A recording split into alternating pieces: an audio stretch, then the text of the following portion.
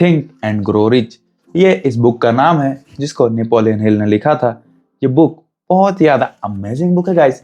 क्यों? क्योंकि अगर आप इस बुक को पूरी तरह से पढ़ लेते हो और समझ लेते हो तो आप इस दुनिया के 90% लोगों से ऐसे ही आगे निकल जाते हो। आप मेंटली बहुत ज़्यादा रिच बन जाते हो। फिजिकली रिच बनने से पहले आप मेंटली रिच बनते हो। ये बुक हमें ये सारे टॉपिक्स को बताती है गाइस। इसका एक लेसन है डिजायर। अगर आपके दिल में बर्निंग डिजायर ना हो तो आप कभी भी उस गोल को नहीं पा सकते हो। ये बर्निंग डिजायर क्या है?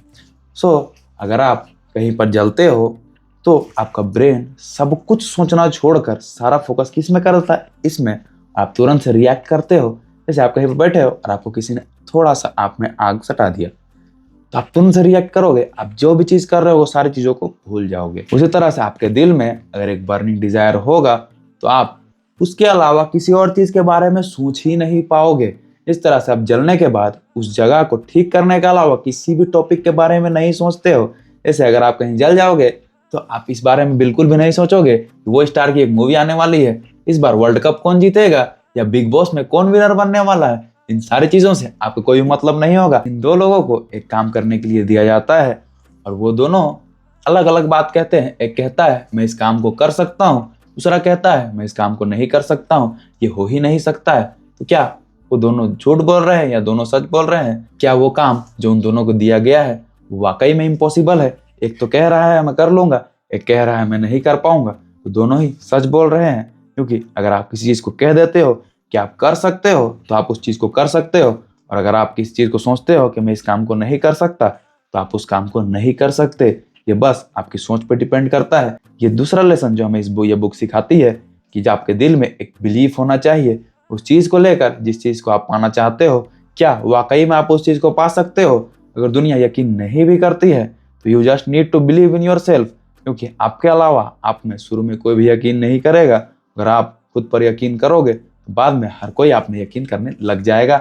इसीलिए अगर आपके दिल में कोई आइडिया है उसको बर्निंग डिजायर आप कैसे बना सकते हो? तो बर्निंग डिजायर बनाने के लिए आपके दिल में ये बिलीफ होना चाहिए कि आप उस चीज को कर सकते हो। भले ही दुनिया की नजर से वो इम्पॉसिबल हो, भले ही दूसरों की नजर से वैसा करना बिल्कुल ही इम्पॉसिबल हो, लेकिन आप उस चीज को कर सकते हो बस अगर आपके दिल में यकीन है। वो यकीन पैदा कैसे करें? इसके लिए जो भी आइडिया आपके माइंड में है उसकी तरफ प्रैक्टिकल स्टेप्स करिए।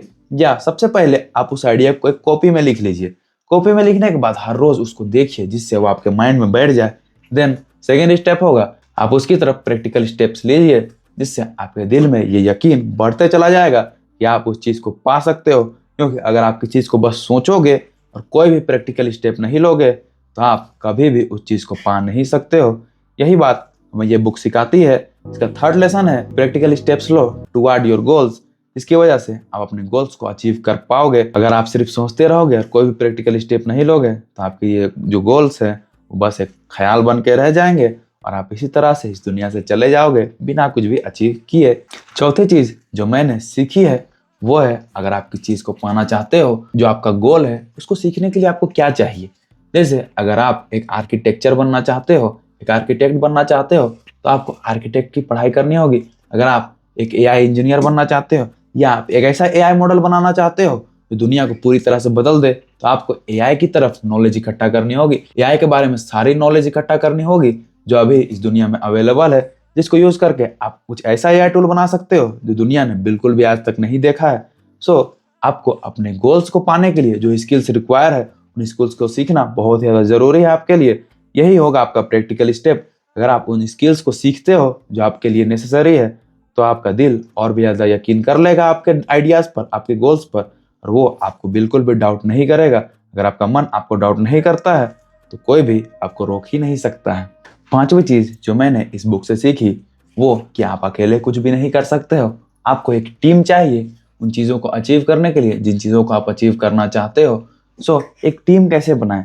उन लोगों के साथ जुड़िए जिनके गोल्स आपके गोल्स से मैच करें। एग्जैक्ट सेम ना हो लेकिन आपके गोल्स उनके गोल्स से मैच करने चाहिए।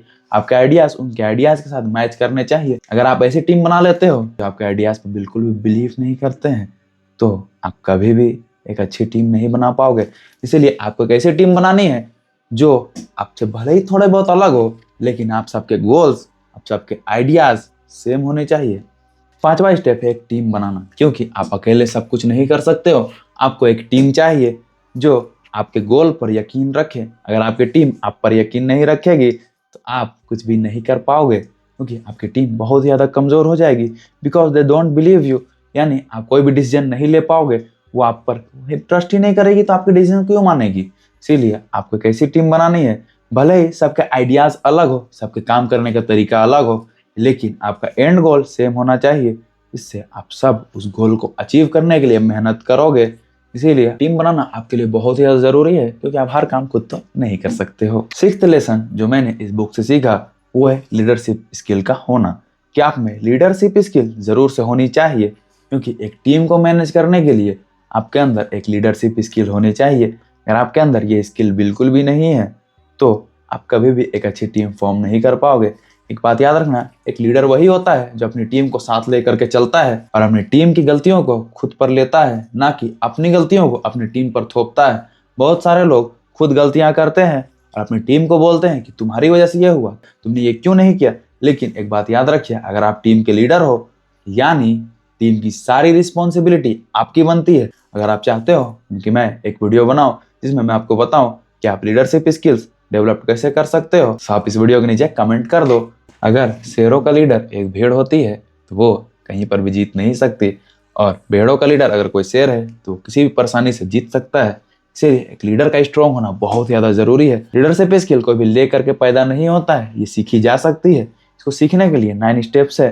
अगर आप चाहते हो मैं इससे रिलेटेड वीडियो बना दूँ तो आप नीचे कमेंट कर दो लीडरशिप स्किल, और मैं आपके लिए इससे रिलेटेड फुल वीडियो बना दूंगा। अगर आप उन 9 स्टेप्स को फॉलो करोगे तो आप भी अपने अंदर वो लीडरशिप स्किल डेवलप कर सकते हो जो एक लीडर बनने के लिए ज़रूरी होती है। और 7th लेसन जो मैंने इस बुक से सीखा वो है कंसिस्टेंसी, यानी आप किसी भी काम को अगर करना चाहते हो, भले ही आप कितने ही ज़्यादा टैलेंटेड हो, लेकिन अगर आप अपने गोल की तरफ कंसिस्टेंट नहीं रहोगे, कंसिस्टेंसी से अपने काम को नहीं करोगे, तो आप कुछ भी नहीं कर पाओगे।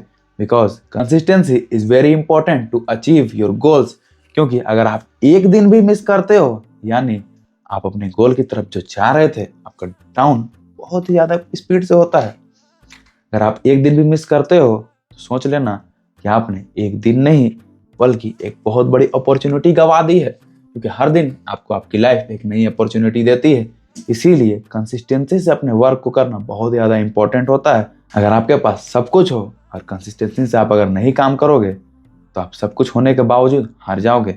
चाहे आप कितने भी टैलेंटेड हो, उससे कोई फ़र्क नहीं पड़ता है। अगर आप उतने ज़्यादा टैलेंट आपके अंदर नहीं है और आप उस काम को कंसिस्टेंसी से करोगे, हर रोज़ करोगे, तो आप उस चीज़ में, उस फील्ड में, उस चीज़ को अचीव करने में सबसे ज़्यादा बेस्ट बन जाओगे। उस चीज़ को अचीव कर लोगे, आपको कोई भी नहीं रोक पाएगा अगर आप खुद को नहीं रोकोगे तो। इसीलिए मेहनत करिए और हर उस चीज़ को पा लीजिए जिस चीज़ को आप पाना चाहते हैं। दूसरे क्या बोलते हैं, नहीं बोलते हैं, इससे कोई फर्क नहीं पड़ना चाहिए। Because it is your life, live your life without any regrets. Video अच्छा लगा हो तो वीडियो को लाइक करें और अपने दोस्तों के साथ शेयर करना मत भूलना। मैं मिलता हूँ आपसे अगली वीडियो में, तब तक के लिए बाय बाय।